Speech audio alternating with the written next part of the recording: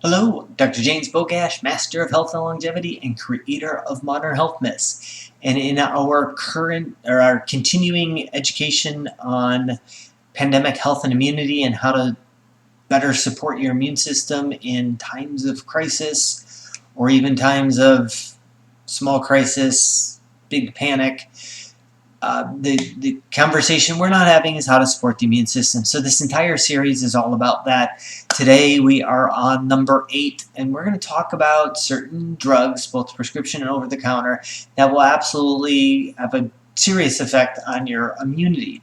Now this doesn't mean you should or should not take them, but it means that there are certain drugs that are associated with bad outcomes with viral infections and including COVID. We will start from the general. So let's address the whole ACE inhibitor, the angiotensin converting enzyme. You may have heard that COVID, there's SARS-CoV-2, the virus that causes COVID, does enter our bodies through the ACE protein. So it uses that as kind of a doorway to get in. And so the thought was that drugs, ACE inhibitors used for high blood pressure may increase problems with COVID. However, the research, there's been quite a few studies looking at this, and it does not seem to be making a difference. And so if you're on high blood pressure drugs, it doesn't mean you need to come off it. At current stage right now, with what we know, it doesn't increase your risk. It doesn't mean that you shouldn't be doing other things to improve your blood pressure and get off of medications, but currently the recommendations are not to go off of them. Other drugs, there's a class of drugs called protein pump inhibitors, or PPIs. Think of these as like Nexium and Prilosec. They basically block stomach acid production. And if you've read any of the things I've written about GI tract, there are a few things that give me more willies than blocking stomach acid production, especially in the long range. Now, if you've got a bleeding ulcer, certainly those drugs will save your life. If you have some gastritis and your doctor tells you you can take these for the rest of your life, there are probably a few things that are going to destroy your health more than these drugs. But one of the things that stomach acid, so when you block stomach acid, you're blocking one of the essential functions that the human body does. And part of what stomach acid does is it destroys whatever we swallow. So not a lot of bacteria and viruses and fungus can survive the pH of the stomach around 2 or 3. They basically get destroyed. And so if we block stomach acid production, it would make sense that we could increase our risk of COVID. And sure enough, we've seen that people on PPIs are at drastically increased rates of both diagnosis, hospitalizations, and deaths associated with COVID. We know that that virus has a potential to infect the GI tract. And so it would make sense that if we stop our stomach's ability to kill off the viruses, that we're more likely to get infected. And sure enough, we see in the studies that that is the case. So something to consider.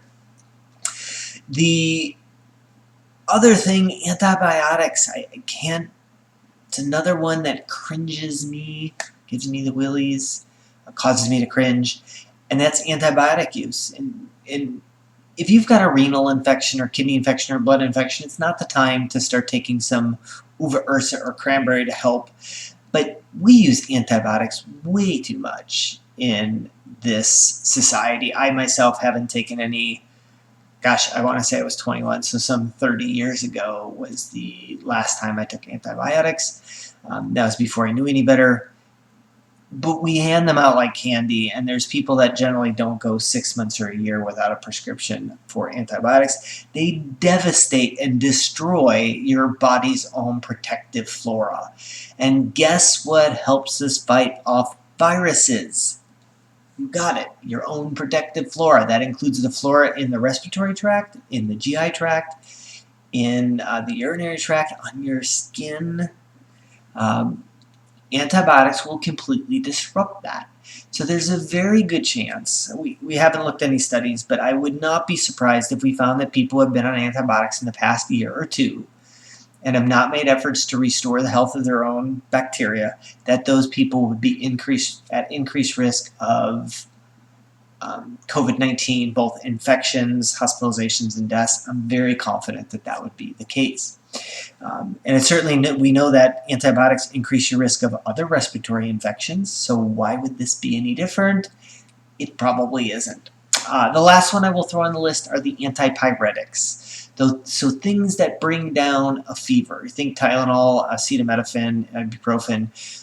It's another one in society. We just seem to think if you got a fever, let's just take some Tylenol to bring it down. Newsflash, there's a reason your body produces a fever. And the second you start to interfere with that, you are messing with your immune system, what it's trying to do. So we have seen in other studies where using antipyretics to bring down a fever for like influenza infections makes the infections worse and last longer. Well, that's not a big surprise if you think about the fact that our body raises the temperature so that it can more efficiently fight a virus or bacteria off. Generally, viruses, if we start looking at a fever that's 103, 104, different conversation. But the fever associated with COVID, if you have one, because 40% of people don't, then that 99, 100, 101 is not something you should reconsider dropping that fever. Very confident that taking antipyretics like acetaminophen for COVID will prolong or make the infection worse. However, nobody ever considers that. We just pop a Tylenol because we think that fever is an evil thing and we need to bring it down without giving any thought to why it's there in the first place. So, as always, I will post, actually there's nothing to post on this one, but make sure you like this video, share it with somebody who you think needs the information, and subscribe to the channel.